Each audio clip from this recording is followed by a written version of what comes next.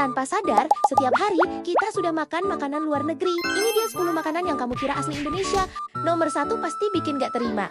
Nomor 10, kue yang sering muncul di acara keluarga ini ternyata punya jejak Portugis. Kata bolu berasal dari kata bolo yang artinya kue. Tapi setelah masuk Indonesia, bolu jadi punya banyak versi. Kue lebaran yang satu ini ternyata punya jejak Belanda, ananas dan tart, alias tart nanas. Tapi di Indonesia, bentuknya jadi mungil, manis, dan selalu bikin toples cepat kosong. Nomor 8, risoles. Snack box sejuta umat ini ternyata bukan murni asli Indonesia. Risoles punya akar dari kuliner Eropa. Lalu di Indonesia berubah jadi camilan isi ragu, sayur, ayam, bahkan mayo. Nomor 7, pastel.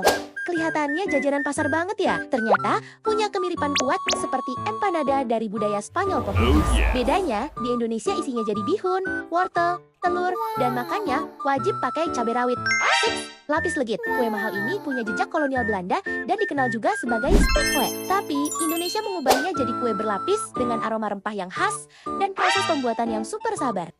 Nomor 5, bistik berasal dari pengaruh steak Eropa, beef steak, tapi begitu sampai di Indonesia, rasanya berubah total, lebih manis, lebih gurih, dan biasanya disajikan dengan saus coklat khas rumahan. Semur juga punya jejak Belanda dari teknik memasak bernama semur, yaitu memasak perlahan sampai bumbu meresap, tapi begitu ketemu kecap manis dan rempah Indonesia, jadilah semur yang kita kenal sekarang.